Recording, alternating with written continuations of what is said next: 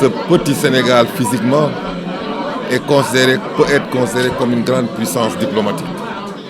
C'est la raison pour laquelle nous avons voulu, par devoir de mémoire et par devoir de laisser des traces à la génération, en tant qu'acteur, observateur, livrer une part du vécu sur le champ diplomatique. Vécu à travers le ministère des Affaires étrangères, mon ministère de tutelle, de l'ambassade du Sénégal comme conseiller où j'ai servi, ensuite de conseiller diplomatique du président Abdou Diouf, du président Abdoulaye Wade, ensuite du président de l'UEMOA Soumaïla Cissé, à qui nous rendons hommage pour le travail accompli.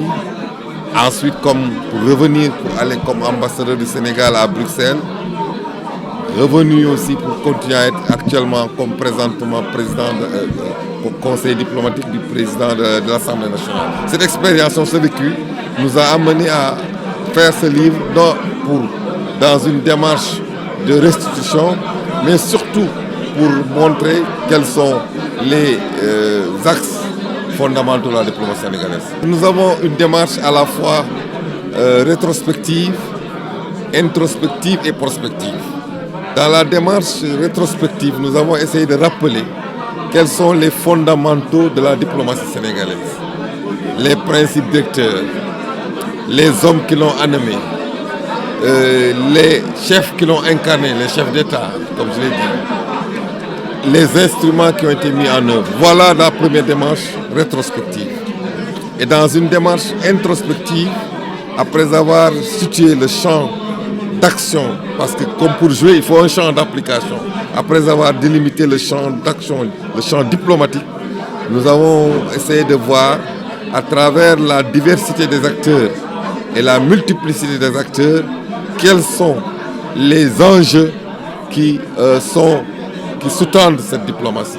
Les enjeux du monde, la diplomatie évoluant dans sa globalité, la diplomatie évoluant dans sa complexité. La diplomatie donc suscite beaucoup d'enjeux, enjeux économiques, enjeux financiers, enjeux stratégiques, enjeux culturels, enjeux sécuritaires, enjeux migratoires, enjeux climatiques.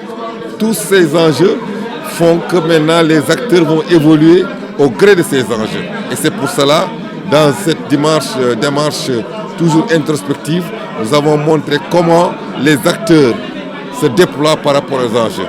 Et enfin, dans une troisième partie, nous avons essayé de faire de la prospective pour voir qu'au regard de l'évolution du monde, au regard de ces enjeux, au regard de la nouvelle configuration du monde, le monde qui est devenu une lutte compétition, un monde de tension, un monde qui n'est plus classique, dominé par deux puissances, un monde bipolaire, mais un monde multipolaire, comment le Sénégal peut se mouvoir, comment l'Afrique peut se positionner. Et cela a été la troisième partie du livre. Nous sommes, nous, Africains, dans la civilisation de l'oralité. Mais cette civilisation de l'oralité doit pouvoir aller dans une dynamique de modernisation où l'écrit doit aussi venir comme support. Et donc je dis qu'il ne faut pas uniquement que nous transmettions la pensée par l'oralité, mais la pensée doit aussi être fixée dans l'écrit et ça devra être en principe un référentiel pour les étudiants, pour les spécialistes en diplomatie, en sciences politiques et aussi pour tous ceux qui réfléchissent à la marche du monde.